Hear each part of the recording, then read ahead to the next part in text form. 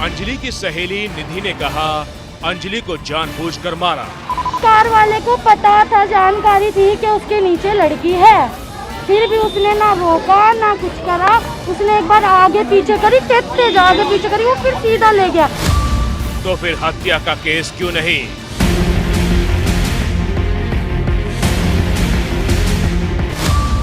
निधि की मां बोली अंजलि का मर्डर हुआ। ऐसे भी करा उनने, ब्रेक के देके ऐसे खूब मारी है उसको। तो मारा है मतलब जानबूझकर? हाँ, को निधि ने बताया कि उसके ऊपर ने बताया ये। जानबूझ के गाड़ी। हाँ, तो फिर दफा 302 क्यों नहीं?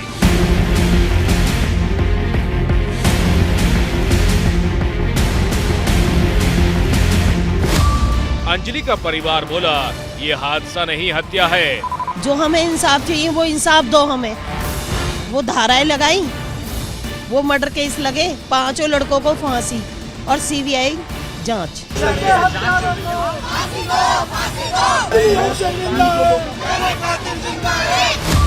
तो फिर हत्या का केस क्यों नहीं?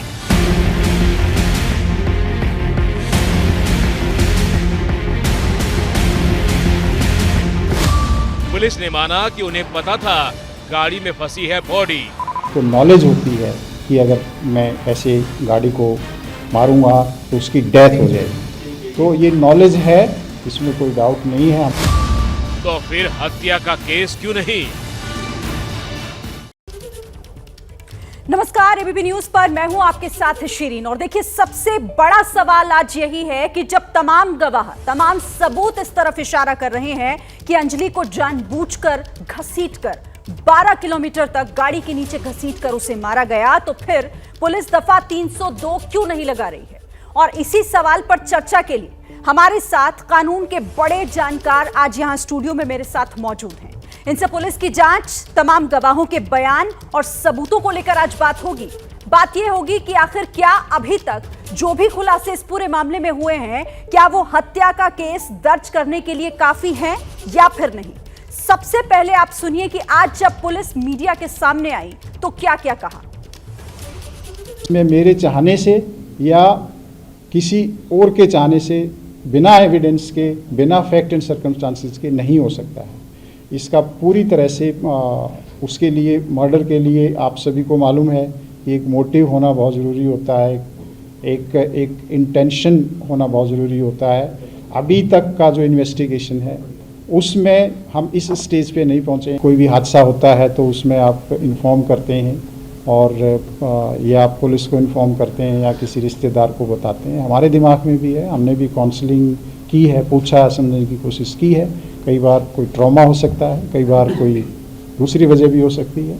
तो सभी पहलुओं पर इन्वेस्टिगेशन अभी हो रहा है। उन्होंने अपनी मदर को बुलाया, बताया कि ऐसा हुआ, उस पहलू पर भी हम इन्वेस्टिगेशन करेंगे। तो एक्यूज्ड हैं और इसमें जो हमें आई विटनेस मिली है उसके भी जो CDR का एनालिसिस है और जो अब तक हमारी एविडेंस है उसके आधार पर कोई पुराना कनेक्शन नहीं मिला है। एक्यूज्ड पार्टी है और जो इसमें डिसीज्ड है उसका कोई कॉल डिटेल के आधार पर और जो अब तक इन्वेस्टिगेशन हुआ है कोई पुराना लिंक नहीं है, कोई पुराना कनेक्शन इसमें अब तक हमें नहीं मिला है। तो 304 का मायने ये होता है कि एक्यूज्ड को या किसी भी जो भी क्रिमिनल आदमी है जिसने कोई क्राइम किया है कि उसको नॉलेज होती है कि अगर मैं ऐसे गाड़ी को मारूंगा या इसको आगे ले जाऊंगा किसी के ऊपर के इंसान से तो उसकी डेथ हो जाएगी। तो ये नॉलेज है, इसमें कोई डाउट नहीं है। हमारे हिसाब से हमें ये पता लगा है कि इसमें 2 लोग और इन्वॉल्व थे और उनके लिए पुलिस अभी रेड कर रही है, इन्वेस्टिगेशन अभी जारी है। 2 लोग जिन्होंने ये आइडेंटिटी किसी की कंसील करने की कोशिश की थी, ये ड्राइवर नहीं था अमित, उसके जो सहयोगी हैं उनको इस केस में एक्यूज बनाया गया है। ये एक आशुतोष है और दूसरा अंकुश खन्ना है। अभी हमारी टीम इन्वेस्टिगेशन रेड्स कर रही है। तो पुलिस ने आज प्रेस कॉन्फ्रेंस में क्या कुछ अभी तक इस केस में हुआ है, पुलिस के हाथ क्या लगा है, पुलिस की इन्वेस्टिगेशन किस दिशा में आगे बढ़ रही है, इन तमाम बातों का खुलासा मीडिया के सामने किया, ये तमाम जानकारी दी। लेकिन इसी से सवाल ये भी उठ जाता है कि आखिर इस पूरे मामले को पुलिस हत्या मानने से अभी क्यों बच रही है, क्यों कतरा रही है? क्योंकि सवाल यही उठ रहा है, परिवार सीधे तौर पर यह कह रहा है, और जो तमाम, चाहे आप सबूतों की बात कर लीजिए या जो खुलासे हो रहे हैं, जिस तरीके की बयानबाजी इस पूरे मामले में हो रही है, वो इसी तरफ इशारा कर रही है कि यह साजिशन हत्या है। लेकिन आखिर फिर इसमें क्या कानूनी पेच फंसे हुए हैं, यही समझने के लिए मेरे साथ यहां स्टूडियो में कुछ खास मेहमान जानकार हैं कानून के, तफसील से उनसे बातचीत करेंगे कि आखिर ये सवाल किस तरफ इशारा करते हैं। कौन कौन मेरे साथ अभी जुड़ा हुआ है, पहले मैं आपसे परिचय करा दूं, तारुफ करा दूं इन मेहमानों का। सुप्रीम कोर्ट के वरिष्ठ वकील डॉक्टर प्रदीप शर्मा इस वक्त हमारे साथ यहां पर मौजूद हैं, बहुत स्वागत है सर आपका। साथ ही राखी दुबे जी भी हमारे साथ हैं और शशांक वाजपेयी भी आप देख रहे हैं मेरे बगल में खड़े हुए, आप सभी का बहुत बहुत स्वागत है एबीपी न्यूज पर। और डॉक्टर प्रदीप शर्मा जी, शुरुआत आप ही से कर लेती हूं, और वही एक ऐसा सवाल जो सवाल कई और सवालों को भी जन्म दे रहा है, आप समझाएंगे कि आखिर उस सवाल की तह में जाने से बच क्यों रही है? पुलिस जब ये मान रही है कि आरोपियों को मालूम था कि गाड़ी में कोई बॉडी फंसी हुई है, लेकिन फिर भी वो घसीट कर ले जा रहे थे, तो क्या ये हत्या का मामला नहीं बनता सर? देखिए, हत्या का मामला 300 सेक्शन 302 आईपीसी में कवर होता है, और उसके लिए जो सबसे ज़रूरी बात है वो मोटिव होना बहुत ज़रूरी है।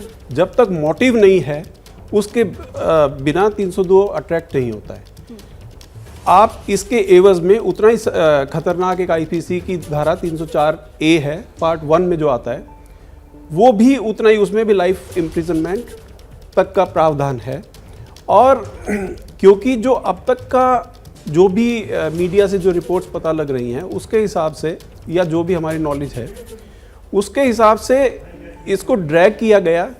देखना भी ये भी है कि जो बाय एक्सीडेंट वो हुए या उनका कोई इसके अंदर कोई विशेष कोई उनकी इंटेंशंस थी, या किसी ना किसी कारण से कोई उनका सुराग मिलना चाहिए कि दो बातों को लिंक किया जाए। बाय वे ऑफ अगर एक्सीडेंट है तो 304B अट्रैक्ट होगा, अगर इंटेंशनल है तो उसके अंदर फिर 304 अट्रैक्ट होगा, उसमें भी लाइफ इम्प्रिजनमेंट की प्रावधान है। सर, जिसका जिक्र आप कर रहे हैं कि मोटिव के बगैर ये मानना बहुत मुश्किल है, राखी दुबे जी, मैं इसका सवाल आपसे इसका जवाब जानना चाहती हूँ कि क्या मोटिव के बगैर हत्या नहीं हो सकती, या फिर क्या इस पूरे मामले की धारा जोड़कर जांच को आगे बढ़ाया जाए, या जांच पहले हो जाए उसके बाद धारा जोड़ी जाए? कोई भी केस होता है, जब क्रिमिनल केस हम करते हैं तो उसका बैकबोन एक प्रॉपर एंड फेयर इन्वेस्टिगेशन होता है। लेकिन अनफॉर्चुनेटली डे 1 से मैं ये देख रही हूँ कि शायद ये पुलिस शुरुआत से इनको डिफेंड कर रही है। पहले कह रही नॉर्मल हिट एंड रन का केस है, फिर अब 304 का केस बता रही है। मुझे ये समझ में नहीं आ रहा है पुलिस ये क्यों नहीं समझ रही। पुलिस को पता है कि दे न्यू की बॉडी नीचे फंसी हुई है, एक ह्यूमन बॉडी फंसी हुई है, उसके बावजूद भी वो ड्रैग कर रहे हैं। The brutality of that thing, कि उन्हें जिस ब्रूटल तरीके से उन्हें उसको ड्रैग किया, मे बी अगर वो पहले ही हटा देते तो शायद मरती ही नहीं, सिर्फ एक इंजरी कॉज होती। तो इंटेंशन ऐसा नहीं, उनको नॉलेज है एंड मे बी उनको इंटेंशन उनका था कि वो मर जाए, जो मुझे इससे अभी, because proper investigation is the backbone. अगर पुलिस प्रॉपरली इन्वेस्टिगेट करेगी तो मोटिव भी हो सकता है बाद में आ जाए, और मुझे नहीं, अभी जैसे बता रहे हैं कि वो लिंक आपस में नहीं है and motive is not there, but still this is a case of circumstantial evidence. इसमें इन्वेस्टिगेशन का बहुत ज़्यादा इंपॉर्टेंट रोल होता है, और इसमें अगर पुलिस फेयर नहीं होगी तो अनफॉर्चुनेटली जस्टिस अंजलि को मिलना बहुत मुश्किल होगा, क्योंकि ब्रुटैलिटी को हम इग्नोर नहीं कर सकते हैं। और एक सिंपल ये कह सकते हैं कि वो ड्रंक थे या यंग एज के थे, गलती से हो गया, उन्हें नॉलेज थी, बट वो चीज़ें I am not able to digest, because जो ब्रुटैलिटी है वो चीज़ इग्नोर करना बहुत मुश्किल है। एंड 302 लगा दें अगर उनको लगता है, मैं ये कहना चाहूँगी कि अगर उनको आज अगर 302 लगा भी देंगे, बट अगर ट्रायल के बाद कोर्ट को लगेगा कि 302 का मामला नहीं 304 का मामला है तो उसमें कॉन्विक्शन हो जाएगी। I don't know why they are shying away, क्योंकि पूरी आपको सर्कमस्टांसेस को समझना होगा, ब्रुटैलिटी को इग्नोर बिल्कुल भी नहीं करना चाहिए पुलिस को, जो मेरा अपना मानना है। ठीक है, हमारे साथ यहाँ पर पूर्व आईपीएस उदय सहाय जी भी मौजूद हैं, वो भी हमारे साथ जुड़ गए हैं। उदय सहाय जी, क्योंकि यहाँ जो यहाँ पर बोल रही हैं राखी दुबे, जिस बात का सवाल खड़ा हो रहा है और हर किसी के जहन में उठ रहा होगा, क्या आपको भी लगता है कि पुलिस कहीं ना कहीं या तो लापरवाही कर रही है, या शुरुआत में अगर कुछ पुलिस से लापरवाही हुई, अब क्योंकि वो डैमेज कंट्रोल करने की कोशिश की जा रही है? मुझे ऐसा नहीं लगता है कि पुलिस इसमें इन्वेस्टिगेशन लेयर्स में होती हैं। ओके। लेयर 1 में जो उसे पुलिस को समझ में आया, पुलिस ने एक बयान दिया होगा। कई बार आप उस इनकन्सिस्टेंसी को देख के आपको लगता है कि पुलिस अपने बयानों पे या अपने स्टैंड पे शिफ्ट कर रही है, बट लेयर्स में होने के कारण as the truths are unfolding you get new facts, new circumstances, so you take a. तो जो मैंने अभी 2 सेकंड सुना डिस्कशन का कि 304 और 302 का डिबेट, तो 304 और 302 के डिबेट इसीलिए बहुत इम्पोर्टेंट नहीं है कि अभी पूरी चीज़ें पूरी तरह से अनफोल्ड नहीं हुई हैं। अगर किसी भी स्टेज पे इरादतन हत्या स्टैब्लिश होता है किसी भी फैक्ट्स और सर्कमस्टांसेस से, तो आप हमेशा उसको जोड़ सकते हैं। अगर वो नहीं होता है तो 302 भी अंततः कोर्ट में जाके 304 में कन्वर्ट होता है। तो I think it's too premature for us to say कि अभी कॉन्क्लूसिवली ऐसा हो गया है। It's still the case is still unfolding. Sir 5 दिन हो गए और इस पूरे मामले पर जो आज की प्रेस कॉन्फ्रेंस सामने आई, डीसीपी एसके तोमर जी भी हमारे साथ हैं। सर आप इसे कैसे देख रहे हैं, मतलब आपका पॉइंट ऑफ व्यू इस केस को लेकर क्या है? शुरुआती तौर पर आपको क्या समझ आ रहा है? देखिए, ये केस बहुत ही बैड सीरियस केस है और बड़े हाई लेवल के senior officer, special police commissioner के सुपरविज़न में इन्वेस्टिगेशन है, जैसे कि कई रोज़ से न्यूज़ में डिटेल्स, और इसकी रिपोर्ट गवर्नमेंट ऑफ इंडिया को भी बड़े सीनियर लेवल से मांगी है। इन्वेस्टिगेशन मिनट टू मिनट हर चीज़ की, उनके रोल्स की सारा चेकअप है। जैसे गाड़ी में, हाँ, गाड़ी में जब टक्कर लगी तो ड्यूटी बनती है तुरंत ही गाड़ी को रोकना। उसने इंटेंशनली नहीं किया, टक्कर लगी, लेकिन उठा के उसको हॉस्पिटल ले जाना जो भी कर सकता था, ये रोल बहुत ज़रूरी है। ये रोल नहीं हुआ और हो सकता है उसकी जान उस समय बच जाती, सीरियस इंजरी होती। तो इन्वेस्टिगेशन हर एंगल से हो रही है और पुलिस बहुत सीरियसली इसको दिल्ली पुलिस ने लिया है। और अब तक जितने फैक्ट्स आए हैं उसमें अभी टाइम लग रहा है। बाकी जो ला के अभी डिस्कशन हुआ कि सेक्शन अगर किसी को बॉडी में ऐसी सीरियस इंजरी है जिस इंजरी से डेथ हो सकती है, तो उसमें 304 डेफिनेटली सेक्शन है। 304 है जिसमें 10 इयर्स की पनिशमेंट है और उस सज़ा है और उसमें लाइफ इम्प्रिजमेंट भी है। तो इसमें अभी इट इज़ टेकिंग टाइम, अभी इसमें कुछ टाइम लग रहा है, लेकिन पुलिस इज़ वेरी सीरियस।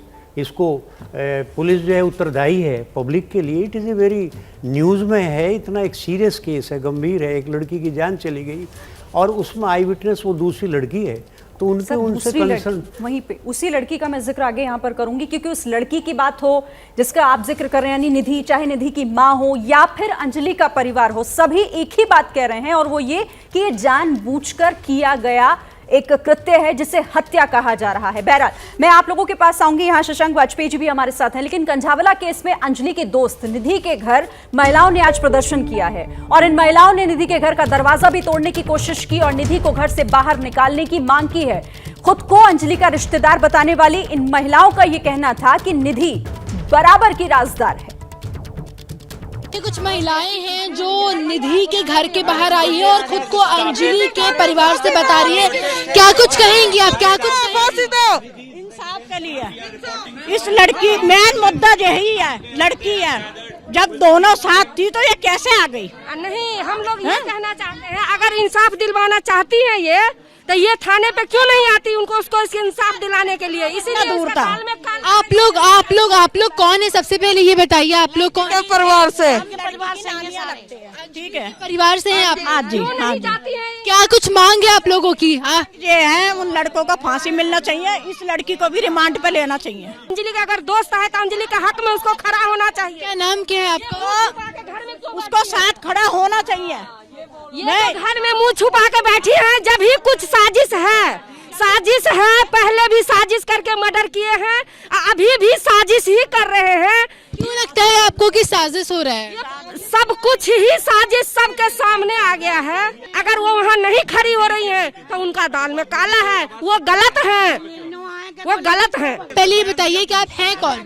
हम उनके पड़ोसी हैं जी। अंजलि के? हाँ जी, अंजलि के। क्या नाम है आपका? मेरा नाम जी कृष्णा है। क्या कहेंगे आप, यहाँ पर निधि के घर के सामने आई है, क्यों आई हैं? हम आए, हम देखने आए हैं इसका घर कहाँ है, क्या है, इतना तो पता हमें भी हक है। क्या मांगे आप लोगों की? हमारी मांग ये है जी, ये सच सच बताए। जो क्या सच है? उसका राग इसी को पता, ये साथ थी। तो आप लोगों को लगता है कि ये हत्या है, क्या साजिश की बातें आप लोग कर रही, क्या साजिश लगती है आपको? ये साजिश जी यही जाने, इसी से पूछ लो क्या साजिश है। आप लोग क्या चाहते हैं? हम तो इंसाफ चाहिए जी, हमने तो इंसाफ चाहिए। तो ये निधि के घर के बाहर आपने देखा किस तरीके से महिलाओं का जमावड़ा, और ये तमाम महिलाएं एक ही बात कर रही थी कि निधि आखिर इस पूरे मामले में वो सामने क्यों नहीं आ रही। एक बार बयान दिया और कहीं ना कहीं उसके बयानों में विरोधाभास नजर आ रहा है, और इनका साफ कहना है कि निधि बराबर की राजदार है। शशांक जी, मैं आपसे इसी पर सवाल करना चाहती हूँ कि आपको भी लग रहा है कि निधि की जो भूमिका है वो सवालों के कटघरे में इस वक्त नजर आ रही है, और आपको नहीं लगता कि उसके बयानों की एक बार फिर जांच होनी चाहिए? देखिए, जब भी आप किसी मुकदमे की बात करते हैं, और मुकदमा आज देश में इतना हाई प्रोफाइल मुकदमा होता जा रहा है, जहां पूरे देश की भावनाएं आहत हुई हैं, एक महिला की सुरक्षा के सवाल पूरे देश में बात हो रही है, हमें किसको एक्यूज बनाना है, किसको राजदार बनाना है, किसको आगे कौन हमारा गवाह बनेगा, कौन हमारा अपोजिट साइड से आएगा, कौन इन्वेस्टिगेशन का पार्ट होगा, हमें बड़ा फेयर इन्वेस्टिगेशन की तरफ चलना चाहिए, पहली बात। दूसरी बात, वो भी लड़की है, मित्र है, ये एक आरोप है, वो आरोप सच है या गलत है, इसकी स्टेज पे अभी बात करना बहुत बहुत प्राइमरी स्टेज होगी। तीसरी बात जो बार बार आ रही है कि उन्होंने हत्या की है, उसका मर्डर किया गया है, उसका मर्डर नहीं हुआ है, पुलिस को ये करना चाहिए था। हमें दिल्ली पुलिस के ऊपर, हमें भारतीय पुलिस व्यवस्था के ऊपर पूरा विश्वास रखना चाहिए, जिसमें अमित शाह जी ने डायरेक्ट फ़ोन करके स्पेशल सीपी से बात की है, इन्वेस्टिगेशन को 18 टीमें लगी हुई हैं, और एक एक चीज़ बिल्कुल फेयर तरीके से वो करने की कोशिश कर रहे हैं। थोड़ा सा समय दीजिए, एक एक चीज़ आपके सामने आएगी। प्री स्टेज पे जज करके हमें देश में अपना एक अलग माहौल की तरफ नहीं जाना चाहिए। माहौल ये होना चाहिए कि इसमें न्याय क्या मिलेगा, कौन सा सर्वोत्तम सेक्शन है वो पुलिस लगाएगी, सर्वोत्तम पनिशमेंट क्या हो सकता है, सर्वोत्तम पनिशमेंट उसमें हो सकता है लाइफ इंप्रिजनमेंट होगी, 10 साल का होगा, हत्या इरादतन हत्या है या गैर इरादतन हत्या है, इसको थोड़ा सा समय दीजिए और उसके बाद इन्वेस्टिगेट किया जाए, उस लड़की को सामने लाए और लड़की फिर बताएगी कि निधि की हमने देखा था, राजदार थी, क्योंकि वो भी लड़की है। कभी कभी ये लोग घबरा जाते हैं और उसके बाद इतने सारे एक्यूज होते हैं, इतने सारे टीवी में आना लगता है, आदमी बड़ा घबराहट पैदा हो जाती। मैं क्या कहूँ, लॉयर से सलाह लूँ कि डायरेक्ट बात करूँ, थोड़ा सा समय दीजिए, उसके बाद उसका बयान आने दीजिए, निष्पक्ष बयान आने दीजिए। मजिस्ट्रेट के सामने, पुलिस के सामने बयान होगा, मजिस्ट्रेट के सामने बयान होगा, कोर्ट में गवाही के लिए जाएगी, तो कोई चीज छुपेगी नहीं, क्योंकि बहुत बहुत सीरियस नेचर से इस पे इन्वेस्टिगेशन हो रहा है मैटर में। डॉक्टर प्रदीप शर्मा, निधि कितनी महत्वपूर्ण है, निधि के बयान वो जो कुछ भी बता रही है वो इस केस के लिए कितना महत्वपूर्ण हो जाता है, और अगर परिवार ये मांग कर रहा है कि निधि ने जो भी बयान दिए हैं उसकी दोबारा से जांच होनी चाहिए, तो क्या ऐसा होना चाहिए इसमें या नहीं? देखिए, वो अगर साथ थी, जैसे कि थ्योरीज न्यूज़ में है कि वो उसके साथ थी, तो ऑब्वियसली वही एक ऐसी लेडी है जो सारा तथ्य जानती है, सारी सच्चाई के बारे में जानती है। मेरा कहना इसके अंदर एक बात और भी है कि खाली निधि की statement before the court is not sufficient, वो खाली काफ़ी नहीं है। इस सारे मामले में आपको उसके साथ साथ, क्योंकि हम लोग जो है एविडेंस बेस्ड सिस्टम है, कोर्ट में एविडेंस सस्टेन करता है, किसी की स्टेटमेंट सस्टेन नहीं करेगी। उसके लिए क्या करना चाहिए, जैसा कि ये न्यूज़ में है कि ये किसी एक होटल से बाहर आए, वहाँ का सीसीटीवी फुटेज लीजिए, उस सीसीटीवी फुटेज से जिस भी डायरेक्शन में गए हैं, क्योंकि ऑब्वियसली इनके पास फ़ोन वगैरह कुछ ना कुछ होगा। इलेक्ट्रॉनिक एविडेंस आज की डेट पे बहुत इंपॉर्टेंट एविडेंस माना जाता है, और उसके माध्यम से एक नहीं दसों सैकड़ों केस सुलझाए गए हैं। इनकी लोकेशन का पता लग जाएगा उस पर्टिकुलर टाइम के ऊपर कि अगर ये निधि साथ थी या नहीं थी। अगर दोनों के दोनों लोकेशन, दोनों के फ़ोन के लोकेशन अगर एक जगह पे आ जाते हैं तो वो इंडिकेट कर देंगे। इसके कहने से ना कहने से कुछ फर्क नहीं पड़ता, लोकेशन से ये प्रूव हो जाएगा कि ये दोनों के दोनों साथ थे। जब दोनों के दोनों साथ थे और अगर ये बार बार अपनी स्टेटमेंट्स चेंज कर रही है कि मैं नहीं थी, वो थी, फिर उसके बाद इन्वेस्टिगेशन होगी, पुलिस तथ्यों के आधार पर सामने तथ्य रखेगी, एविडेंस सामने रखेगी कि तुम झूठ क्यों बोल रही हो, उसको सच बताना पड़ेगा अल्टीमेटली, क्योंकि कंसीलमेंट ऑफ फैक्ट ये भी अपने आप में एक दोष है।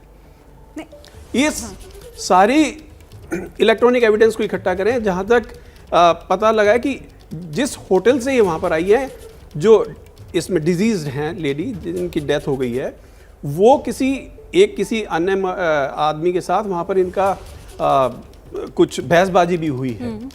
तो अभी ये कहना इस स्टेज के ऊपर, बिकॉज अभी प्रायर स्टेज है, अभी तो इन्वेस्टिगेशन कंप्लीट भी नहीं हुई है, चार्जशीट तक फाइल नहीं हुई है, चार्जशीट फाइल नहीं हुई है तो इसका मतलब इन्वेस्टिगेशन कंप्लीट नहीं हुई है। जब तक इन्वेस्टिगेशन कंप्लीट ना हो जाए, अभी हम कुछ भी कहें, लेकिन हाँ एक बात सर्टेन है कि पुलिस अपना इलेक्ट्रॉनिक एविडेंस आज के डेट में जो इनके पास है, that is a primary source of evidence. Primary source of evidence आपके पास है। उसके बाद आप जो एक सुनने में तो ये भी आया, कोई एक और आई विटनेस इसमें कोई दीपक करके भी है, हाँ जी। वो कहते हैं कि 15 मिनट तक मैं इनको इसके पीछे पीछे घूमता रहा।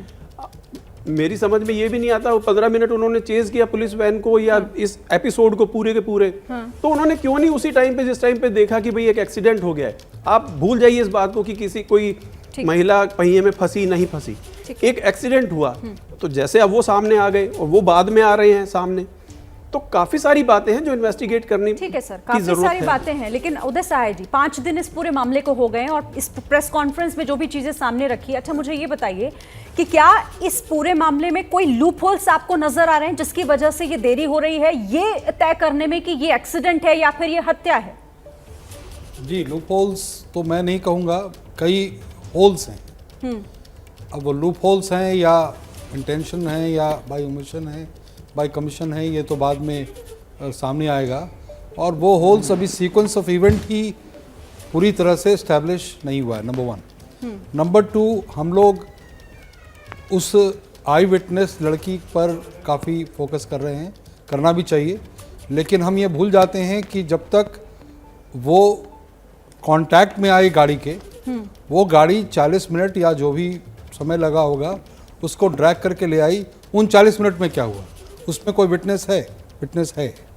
स्विगी का वो जो आदमी उसके पीछे रहा और उसने तुरंत कॉल किया हो या ना किया हो, उसने मेरी जो सूचना है अखबार में नहीं आई है, उसके हिसाब से वो सीनियर ऑफिसर्स को लगातार कोशिश कर रहा था कांटेक्ट करने का कंट्रोल रूम के थ्रू, और उसका बयान भी बहुत वाइटल उस तरह से हो जाता है कि किस स्टेज में उसने देखा, क्या ड्रैग करते हुए गाड़ी के समय उसकी बॉडी अलग अलग पार्ट्स में टूट रही थी या, तो इसमें अभी मेरे ख्याल से it will take some time to establish the sequence of event. उसको आप अभी होल्स कह सकती हैं, गेपिंग होल्स मैं नहीं मानता। हमारे साथ, ठीक है सर, मैं आपके पास आऊंगी फिर से। हमारे साथ एक और खास मेहमान है, पूर्व डीसीपी एलन राव इस वक्त हमारे साथ स्टूडियो में आ गए। सर स्वागत है एबीपी न्यूज़ पर आपका। और पहला सवाल जो मैंने अपने सभी मेहमानों से पूछा वही मेरा आपसे, क्योंकि यही इस वक्त पूछा जा रहा है कि आखिर इस केस को हत्या क्यों ना माना जाए? हत्या की धारा जोड़ने में पुलिस वक्त लगा रही है या फिर यहाँ पर वो बनता नहीं इसीलिए पुलिस बच रही है? देखिए, हत्या की बात जहाँ तक है, हत्या में कुछ इंग्रेडिएंट्स होते हैं। इंग्रेडिएंट्स का मतलब होता है कि क्या क्या उसमें एलिगेशंस क्या हैं। Intention very important, motive and then knowledge, ये तीनों चीज़ें जब तक नहीं होंगी तब तक 302 की धारा इसमें लग नहीं सकती। ये अब इन्वेस्टिगेशन का पार्ट है। अगर ये इन्वेस्टिगेशन के दौरान इन तीनों बातों की एविडेंस सामने आ जाती है तो डेफिनेटली पुलिस को क्या एतराज है लगाने के लिए? पुलिस अगर ये कह रही है, सर एक चीज जोड़ रही हूँ यहाँ पर, अगर पुलिस कह रही है कि ये जानबूझकर किया गया, आरोपी जानते थे कि उनकी गाड़ी के नीचे कुछ फंसा है, बॉडी फंसी है, फिर भी अगर वो घसीट रहे हैं 12 किलोमीटर तक, तो क्या ये एक सबूत, मतलब एक ये महत्वपूर्ण पॉइंट नहीं हो सकता? ये बात तो कोई डिनाई नहीं कर रहा ना, गाड़ी के नीचे काफी देर तक बॉडी घसीटी गई है और ये भी कोई विश्वास नहीं करेगा कि इनको मालूम नहीं है, चाहे वो कितने लाउड म्यूजिक में है, चाहे वो शराब पी रखी है, लेकिन फिर भी आम आदमी, हम और आप सब गाड़ी चलाते हैं, गाड़ी के नीचे कुछ भी आ जाता है तो फिर वो आवाज़ आती है, पता लगता है, डिस्टर्बेंस होता है, तो उनको ये तो मालूम था कि कुछ न कुछ नीचे दबा हुआ, और क्या दबा हुआ ये भी मालूम था क्योंकि उनका एक्सीडेंट भी हेड ऑन कोलाइजन हुआ है। उनके सामने आमने गाड़ी से टक्कर हुई है, कोई उसमें से टक्कर होने के बाद जो भी वेमेन थी वो नीचे गिरी, नीचे गिरने के बाद उसके बाद जो गाड़ी के नीचे कुछ है उनके पास, तो ये भी मालूम है कोई जीवित आदमी था, ये भी पक्का है। लेकिन उसके बाद वो चलाना, ये इस बात को इंडिकेट जरूर करता है कि उसकी नॉलेज में जरूर है ये बात। लेकिन यहाँ बात आती है मोटिव की। मोटिव वहाँ एस्टेब्लिश होता है, मर्डर में बड़ा इंपॉर्टेंट मोटिव होता है कि क्यों मारेगा कोई आदमी, वजह क्या है। तो अब इसमें यही हो सकता है कि मोटिव क्यों नहीं है इसमें, कि या तो मोटिव, जैसे मर्डर केस में 3 मोटिव बताते हैं, प्रॉपर्टी का डिस्प्यूट हो या एनमिटी हो या कोई ऐसा कोई वुमेन का एंगल हो, ये सब चीज़ें होती हैं कि किस वजह से कोई मारता है आदमी, ऐसे किसी को जानबूझ कर नहीं मारता है। तो यहाँ पर देखो 304 आईपीसी और 302 आईपीसी क्यों अलग अलग बनी है? वो 304 में कुछ 5 इंग्रेडिएंट्स ऐसे हैं जो कि वो अगर एस्टेब्लिश करते हैं तो 304 आईपीसी में फॉल करेगा, और वो चीज़ नहीं है तो 302 होती है। 302 -5 एक्सेप्शंस जो हैं वो अगर करते हैं तो 304 आईपीसी होते हैं। तो इसमें अभी इट्स अर्ली स्टेज टू से, अभी तो इन्वेस्टिगेशन होनी है, 90 डेज का टाइम होता है अरेस्ट करने के बाद में। उसमें पुलिस को लगेगा कि हाँ इसमें 302 की एविडेंस है तो डेफिनेटली लगा देंगे, वो कोई ऐसी दिक्कत नहीं है। ठीक है सर, ठीक है, मैं आपके पास आऊंगी, बाकी मेहमानों का भी हम रुख करेंगे। लेकिन देखिए 31 जनवरी की देर रात जो हादसा हुआ उसने सभी को झकझोर कर रख दिया और इस हादसे की बात पुलिस लगातार कह रही है। सीसीटीवी जो सामने आए हैं उसके मुताबिक रात 2 बजे के करीब की यह घटना बताई जा रही है। अंजलि की मां जिन्होंने एबीपी न्यूज से एक्सक्लूसिव बातचीत की और उसमें बताया कि सुबह 7:30 बजे पुलिस ने सबसे पहले फोन कर परिवार से संपर्क किया। मतलब वारदात से करीब 5 घंटे के बाद संपर्क किया गया अंजलि की मां से। आप सुनिए अंजलि की मां ने क्या बताया है। हमारे साथ में अंजलि की मां मौजूद हैं। कितने बजे आपको रात में पुलिस वालों ने बताया फोन करके कि हादसा मेरे हुआ को है? रात को नहीं बताया था, सवेरे 7:30 बजे पता चली थी। 7:30 बजे। तो पुलिस ने फोन किया या खुद कोई आया? नहीं, पुलिस ने फोन करा। फोन किया? हाँ जी। सुबह 7:30 बजे? हाँ जी। तब आपको पता चला कि ऐसा हुआ है? हाँ जी। अब पुलिस कब पहुंची आपके पास? मेरे पास कोई पुलिस नहीं पहुंची। घर पे पुलिस पहुंची नहीं? नहीं। आप उस समय कहाँ थी? फोन करा था बस पुलिस वालों ने। आप ये अपनी माँ के घर थी या करण विहार अपने घर? करण विहार थी। करण विहार थी। हाँ जी। तो आपको फोन आया कि बेटी का एक्सीडेंट हुआ है? माँ के तुम इस नंबर की तुम्हारी गाड़ी है? मैंने हाँ हमारी गाड़ी है। कर बेटी कहाँ है? मैंने जॉब पे गई हुई है। तो उन्होंने बोला कि इस गाड़ी का एक्सीडेंट हो गया है। मैंने सोची छोटी मोटी चोट लग जाती है, गाड़ियाँ रोड पे चलती हैं तो हो ही जाता है छोटा मोटा। फिर मैं आई, वो कह रहे कंजावला थाने में आ जाओ। मैं आ नहीं सकती, मैं चलना फिरना बस। आपको थाने बुलाया? हाँ, कंजावला वाले में तबीयत खराब थी। फिर उन्होंने कंजावला से गाड़ी भेजी, मुझे वहाँ लेके गए, घुमाया फिराया। फिर वहाँ कुछ भी बताया ही नहीं। फिर यहाँ लाके खड़ा कर दिया सुल्तानपुरी पर। हाँ, यहाँ लाके खड़ा। 7:30 बजे पहली फोन आया आपके पास? हाँ, सुबह 7:30। मैं यहाँ 2 घंटे बैठी रही, इन्होंने तब भी कुछ नहीं बताया। फिर मैंने अपनी फैमिली को बुलाया, जब जाके इन्होंने मेरे भाई वगैरह को बताया। मुझे तो कुछ तुरंत किसी ने नहीं बताया? हादसे ने नहीं बताया। कोई पुलिस तुरंत घर पे पुलिस आई नहीं आपके? घर पुलिस कोई नहीं आई। तो अंजलि की मां को सुना आपने, जो बता रही हैं कि करीब 5 घंटे के बाद पुलिस ने परिवार से संपर्क किया और उन्हें ये जानकारी दी कि अंजलि का एक्सीडेंट हुआ है। लेकिन सवाल अभी भी वही कि आखिर उस रात अंजलि के साथ हुआ क्या था, उसकी मौत के पीछे की वजह और वो राज क्या है जो सामने आना अभी भी बाकी है। बहरहाल हम इस पर चर्चा कर रहे थे। आप सभी खास मेहमान हमारे साथ जुड़े, बहुत बहुत धन्यवाद आप सभी का हमारे साथ जुड़ने के लिए, एबीपी न्यूज पर आने के लिए। क्या मजबूरी है मेरी बताइए? मैं अभी आपको बताती हूँ कि मैंने ओए होए होए होए होए, नमकीन के चटकारे लेते हुए टकटकी मार के डिबेट शो को पॉज रिपीट कर करके देख रहे हैं जोगिंदर जी। इनकी तरह आप भी देखें अपनी फेवरेट डिबेट्स को रिपीट कर और डाउनलोड कीजिए एबीपी लाइव ऐप अपने स्मार्ट टीवी पर।